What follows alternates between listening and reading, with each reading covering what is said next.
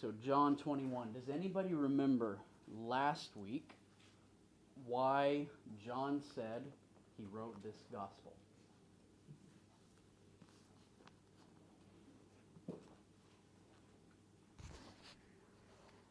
I committed an infraction I asked someone to remember last week. I was joking at Bible study. There are some Tuesdays where I have to really think, now what did I preach on Sunday? So, but right at the end of 20, John says why he wrote this gospel. Now Jesus did, John 20 verse 30, Jesus did many other signs in the presence of his disciples which are not written in this book. But these signs, is what he's saying, but these signs are written so that you may believe that Jesus is the Christ, the Son of God, and that by believing you may have life in his name.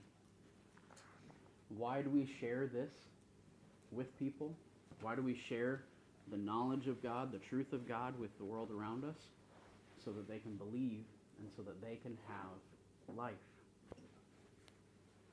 Each one of us, unless Jesus comes back first, each one of us is going to have an end to this physical life.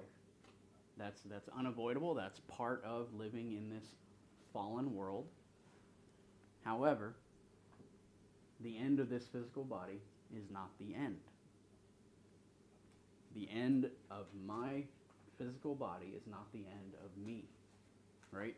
We are spiritual. We are the soul that is inside of this body. The Bible tells us that. If we are just this physical body, and if our thoughts are just electrical signals up here, and if our emotions are just the interplay of those electrical signals in our brains, then none of this means anything. If we are just the physical, chemical, biological flesh, then none of this means anything. But we're more than that. We're more than that. I live inside this body. I'm trapped inside this body, right? And when this body gives up, I get to go home and be with God. Why?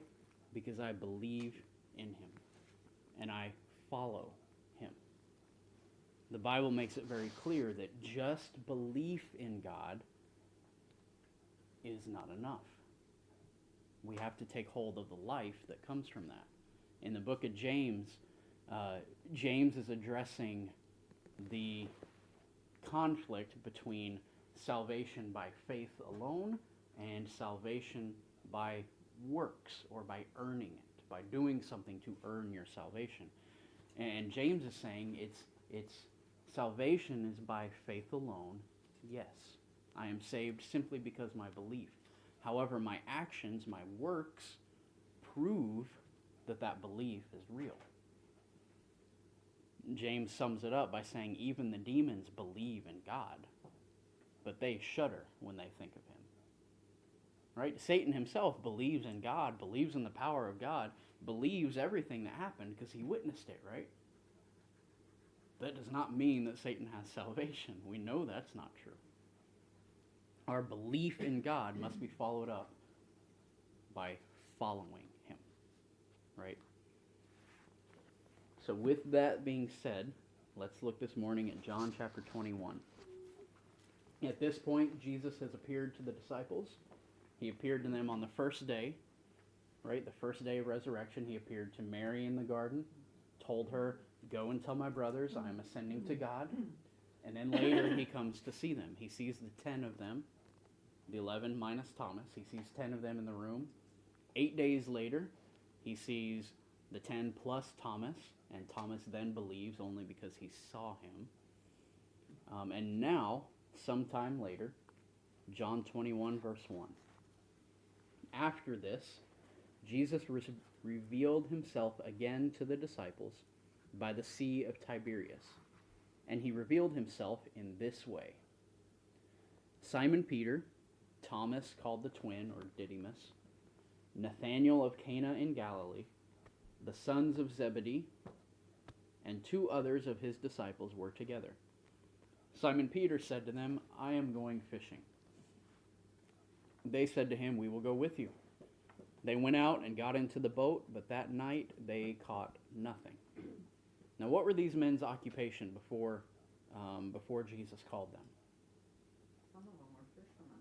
A good number of them were fishermen, right? Low class, low working class, but they were fishermen. So when Jesus is not with them anymore, what do? They feel lost. They don't know what to do. So what's human nature tell us when we've lost our direction? Well, let's go back to what's comfortable. Let's go back to what's familiar, right? When we graduated college, my expectation was that, okay, we've got the degree, now jobs are just going to fall in our lap, right? No. One of the biggest lies the world tells you. Just because you have the degree doesn't mean a job's going to just happen, right? Especially not in 2009, 2010 when we graduated. So when it didn't happen, I wrongly fell back on what was familiar. I had grown up in the military. I said, I'll join the military. And I did, running from what God had called me to do. It was a mistake. But human nature says, go back to what you know. Go back to what's familiar, right? So the disciples, they go back to what's familiar. Peter says, let's go fishing. And it's nighttime. It's nighttime. So look at John 21, verse 4. They got, verse 3, they got into the boat, but that night they caught nothing. Verse 4, just as day was breaking, Jesus stood on the shore, yet the disciples did not know that it was Jesus. So Jesus said to them, children, do you have any fish? They answered him, no. He said to them, cast the net on the right side of the boat, and you will find some. So they cast it, and now they were not able to haul it in because of the quantity of fish. How would you react? What job or what do you know best in all of this world? I'm going to go out on a limb here and say Teresa knows nursing better than any of the rest of us. So what would happen if I called Teresa at work? She's got a patient or a group of nurses that are just not grasping whatever it is you're trying to teach. And I say, well, Teresa, do it this way instead. She says, okay, and she does it, and now those nurses are experts in their field. How would she react for someone trying to call in and tell her how to do her job? Honestly? Honestly. I'm open to anybody telling me how to do Okay, my well, job. bad example. Bad example. But if I would question it, if I didn't think that it was accurate, I'd be opposed to it. So how do you think these disciples would have felt? They're career fishermen. Their lives depend on catching fish. Because back then, I didn't catch anything, let's just go to the store. No. They've got to catch fish. They've got to sell fish, right? So these career fishermen, they've been out all night, not caught a thing. And someone standing on the shore says, hey, throw the net on that side of the boat. There had to have been some skepticism. Right, but they did it. But so they it's did the it. same thing. They might question it, but they're going to do it and see if it worked. And What do they have to lose? multiple fish, yeah. At this point for them, they've got nothing. They've also spent 3 years with Jesus watching the miraculous. Yeah, but they don't know it's him. Yeah, how come they didn't know it was him? Well, last week, right? Mary showed up, or Jesus showed up at the tomb, right? Right next to her. And she didn't recognize him. I can't say for sure. Was it because he had a glorified body and didn't look the same? Maybe, but he still had the nail holes and the hole in his side. Could it be that they were far enough out that they couldn't tell who it was on shore? Because dawn was breaking, it said. Maybe they just couldn't see him. Other times that he appeared to disciples after his resurrection, sometimes they were prevented from seeing who he was miraculously. So why? I don't know. I don't know for sure. But regardless, they didn't know it was him. What do they have to lose? So they did it, right? And they catch so many they can't pull the net up. verse 7. Thank you, Carrie. Waiting on me to get moving with it. All right, so verse 7. That disciple whom Jesus loved, which was who? Peter. John. John. Oh, saying says love. No, okay. that's right, yeah. Yeah, the John writes in his own gospel, anytime he says the disciple whom Jesus loved. Right? So that disciple whom Jesus loved, John, therefore said to Peter, it is the Lord. When Simon Peter heard, and you're right, they had seen the miraculous, so as soon as something like that happens again, now they got it, right? So when Simon Peter heard that it was the Lord, he put on his outer garment, for he was stripped for work, and threw himself into the sea. Has Peter done this before? Yes. Yes, he has. Do you remember the story? The disciples were crossing the Sea of Galilee, and a great storm came up, right? And they're frightened, but Jesus comes walking to catch up with them, walking on the water. And as soon as Peter recognizes that it's Jesus, what does he do then? He throws himself into the sea, right? But he doesn't sink. As long as he's looking at Jesus, he's walking on the water to Jesus too. But as soon as he takes his eyes off of Jesus and looks at the waves and lets fear take hold, what does he do? Then he starts to sink. As soon as he takes his eyes off of Jesus, looks around and lets fear take hold, then he begins to sink. There's a whole sermon in there, and I'll let you figure that one out. But Peter has thrown himself into the sea to go after Jesus again. The other disciples, verse 8, came in the boat. They came in the boat, dragging the net full of fish, for they were not far from the land, but about 100 yards off. Well, there you go. They're 100 yards away. I don't know that I'd recognize a face at 100 yards. In early morning light? No. We'd go, me and my mom would sometimes go on to base to pick Daddy up after work. And when his office was done, you'd have 40, 50, approximately 6 foot tall men. At that point in time, all in good shape. Military, they're not all in good shape now, but at that point in time they were. So all of these men, all wearing the exact same clothes, all coming out of a building 100, 200 yards away. And my mom invariably could pick out my dad from that far. My eyesight's a little bit better than hers, but she knew his gait. She knew the way he walked. She knew the way he stood, because he's got kind of an awkward walk to him. She could recognize him. Is But- that how John would have recognized Jesus and then said that it was him? I think he recognized because suddenly the net's full of fish. I think he recognized him because a miracle Because of just the happened eyes. again. It's Jesus, So when they got on land, they saw a charcoal fire in place with fish laid out on it and bread. Did you catch that? Where are the fish that they just caught? Still on the net. They're still in the net. Jesus already has fish ready for them. Here's another miracle that we often overlook. Jesus said to them, "Bring some of the fish that you have just caught." So Simon Peter went aboard and hauled the net ashore full of large fish, 153 of them. And although there were so many, the net was not torn. Jesus said to them, "Come and have breakfast." Now none of the disciples dared ask him, "Who are you?" They knew it was the Lord. Jesus came and took the bread and gave it to them, and so with the fish. This was now the third time that Jesus was revealed to the disciples after he was raised from the dead. So when they had finished breakfast, here's one of my favorite parts from the Bible. When they had finished breakfast, Jesus said to Simon Peter, "Simon, son of John, do you love me more than these?" And he's talking about the other disciples. "Do you love me more than these?" And he said to him, "Yes, Lord, you know that I love you." The little head in my voice,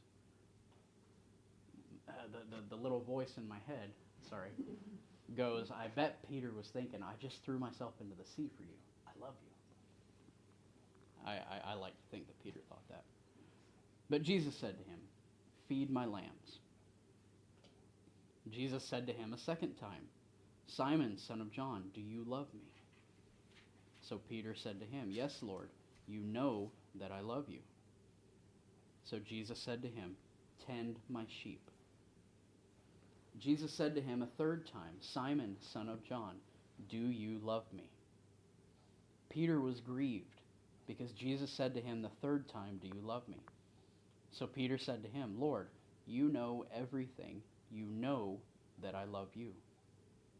So Jesus said to him, feed my sheep. Why is this significant? That Jesus asks Peter 3 times to affirm that Peter loves him. I think if you look at feed my lambs, tend to my sheep, and feed my sheep, all of them, do you love me? So then you spread the word, you take care of others, that it's very symbolic of what he expects us to do to be able to share the word of the Bible. Yeah, that's And spot each of on. those times he's saying, this is how you get there. You love me, this is what you do Mm-hmm. to spread the word. Mm-hmm. Yeah, so he begins with what? Feed my lambs? I first begin with feeding my lambs. Right? What do I keep doing? And you can also, I believe also, feed my lambs. Those that are new or don't know the faith, begin by feeding them, right? And the second time, he says, tend my sheep, right? Care for the sheep. And then feed the sheep too, right?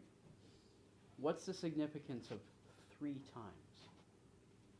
In Jewish faith, 3 they were into what we would call numerology, the number of God. Yeah, so 3 is very significant in the Bible, in the biblical story, right? Old Testament. Old Testament, well, even New Testament too. Mm-hmm. Yeah, 3. It's the number of God. Father, Son, Holy Holy Spirit, Ghost. right? Divine Trinity. There's another significance. Think back to the night of Jesus' arrest. Peter did something 3 times. Peter denied Jesus 3 times. You remember while they were having the Last Supper, Jesus warned all of them that you are all about to leave me, right? And Peter being the brash, the outspoken one, the one who acts without thinking, the boldest probably. You know, Peter says, "No, Lord, I will never leave you." And Jesus looks at him and says, "Peter, before this night is done, you're going to deny me 3 times." And then when Jesus is arrested, the disciples do scatter, right? Peter follows at a distance. John, the one whom Jesus loved, John follows, and because John knows the priests, he's allowed into the court, so he gets to witness this mock trial, and that's how we have record of it. But Peter's kind of standing on the outskirts, and 3 times people say, "Well, wait a minute, you're an associate of his," and Peter denies that he knows Jesus 3 times. So now, he denied 3 times, redeemed. Yeah, Jesus is redeeming Peter. He is forgiving Peter, and he's calling him to pour into the sheep. He's redeemed him, he's forgiven him, now he's given him purpose.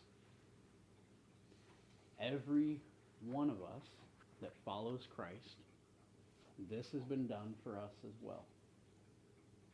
Just because you haven't heard the voice of Jesus, just because you haven't seen Jesus in the flesh, each one of us, if we accept it, has been redeemed from our sins. Right? Peter denied even knowing Jesus. And Jesus forgave him for that. In the same way, he'll forgive each of us if we commit to follow him to doing his will, right?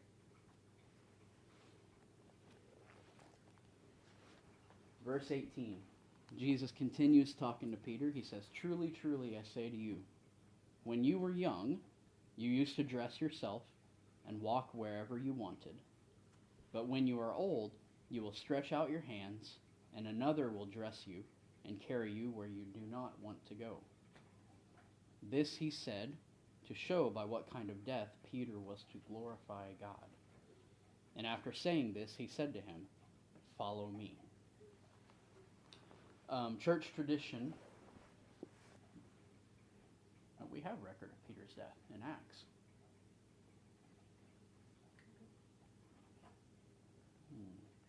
Church tradition has it that Peter was led to a cross and crucified in the same way that Jesus. So he was led where he didn't want to go. They clothed him instead of him being allowed to dress himself, and stretched out his arms. Now we have record of John the Baptist's death. I got my wires crossed. Tradition has it that Peter was. We know that he was martyred. We know that he was killed for the sake of Christ. And outside of biblical sources has that he was crucified. He refused to be killed in the same way that Jesus was. So it may be myth, but some of the outside of the Bible sources say that he was crucified upside down because he refused to be crucified the same way that Jesus was. I don't know if Rome would have allowed that, but just food for thought. Regardless, Jesus said, "You will be killed, right? You're going to die for my sake." And then he said, "Follow me." How different would the church be today if we understood that following Jesus doesn't always mean butterflies and unicorns? Following Jesus can be hard. Following Jesus means more and more you're going to be in opposition to this world. And Jesus warned them at the Last Supper. Don't be surprised when they come against you because they came against me first. When you begin making a stand for Christ, when you begin sharing the Bible with people, when you begin sharing truth with people, it's not going to always be accepted. Matter of fact, most of the time it won't. But that's okay. He said to follow him anyways. If this life was all there was, then maybe it'd be worth worrying about. But it's not. This is a blip on the timeline of what we have coming, right? So let's wrap up here. We have kind of an interesting end to this gospel. Verse 20. Peter turned and saw the disciple whom Jesus loved, which is who? John. There we go. If nothing else from the Gospel of John, we know that Jesus loved him. Right? If nothing else, we know Jesus loved him. So Peter turned and saw John following them, the one who also had leaned back against Jesus during the supper, and had said, "Lord, who is it that's going to betray you?" When Peter saw him, he said to Jesus, "Lord, what about this man?" Right? Because Peter just found out how he would die. So Peter goes, "Well, what about John? How's he going to die?" Now tell me these weren't men and brothers who goofed off and messed with each other. Well, Jesus, what about him? But Jesus said to him, to Peter, "If it is my will that he remains until I come, what is that to you? You follow me." So what did Jesus say here? If he's going to live forever, what does that matter to you, Peter? You follow me. Verse 23, so the saying spread among the brothers that this disciple was not to die. Yet Jesus did not say to him that he was not to die, but only, if it is my will that he remains until I come, what is that to you? So the myth spread that John was not going to die. And John is recording this here to refute and say, look, I'm not going to live forever, right? John says, Jesus only said that if it was his will, what does that matter? Verse 24, this is the disciple, or in other words, this is me, John, who is bearing witness about these things and who has written these things, and we know that his testimony is true. Now there are also many other things that Jesus did. Were every one of them to be written, I suppose that the world itself could not contain the books that would be written. So we know that there was much, much else that Jesus taught. We know that there were many other things that he did, but John very correctly says, how could we record it all? Right? That's why the rest of the New Testament that was written by the disciples, written by those who knew Jesus or who knew a disciple very closely, that's why we consider them just as important, just as authoritative, because they're the teachings of those that Jesus taught, right? One more point I want to make. John closed his book with this, right? Where Jesus said, maybe it's my will that he gets to see me again before he dies, right? The disciples all thought, well, he's going to live forever until Jesus comes back. Well, who was the last disciple alive? The one whom Jesus loved. It was John. Hey, who wrote Revelation? John. The same John. The one whom Jesus loved. Right? Where did John get his vision from? Where did he get his information from to write the book of Revelation?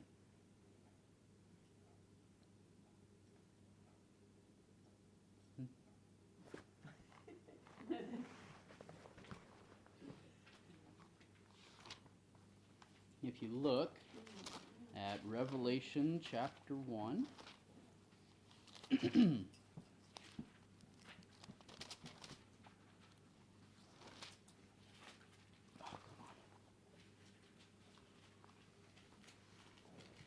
Revelation 1:1. Yeah, those pages can be a pain. The revelation of Jesus Christ, which God gave him to show his servant the things that must soon take place. He made it on this earth. on this earth. He made it known by sending his angel, or his messenger is the same word in Greek. He made it known by sending his angel to his servant John. So Jesus. He revealed one more time some things to John. So in a way, John did get to have one more interaction with Jesus before his death. All of the other disciples were the apostles, were martyred. They were killed. They also tried to, according to several extra biblical sources, or sources outside of the Bible, they tried to kill John. They tried to boil him alive, and he survived. They threw him in burning oil, and he survived. So as a result, they decided they couldn't kill him, so they exiled him. The Bible tells us he was exiled on the Isle of Patmos, right? Which was essentially a penal colony. It was filled only with those who had been exiled. So the worst of the offenders, the murderers, the thieves, they were occupying this island with John. Extra biblical sources, again, tell us that the Christians lined up a supply train to him, where they would send boats out regularly with supplies for John. Regardless, the Bible tells us he was in exile on this island, and that's where Jesus revealed this revelation to him. So he died of old age there. He was the only one who didn't face what we would call a traditional martyr's death. But the book of John, he ends it by saying Jesus did much more than this, and I can't tell you everything he did. But what was the point of this gospel?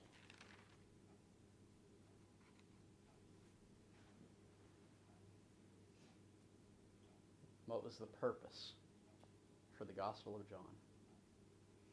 Go forth and tell the nations.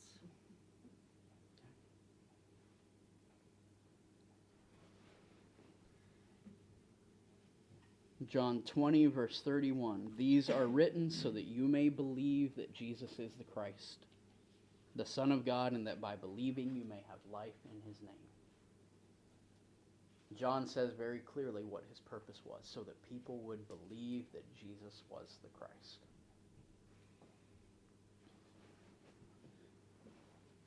So, Thought I heard the door. yeah, I did too. It's Connie downstairs. The purpose of the Gospel of John is what? So that people will believe that Jesus is the Christ, right? And the disciple whom Jesus loved was who? John. John. There we go. 2 takeaways.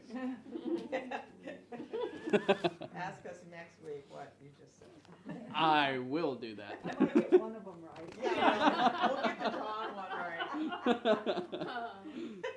There you go.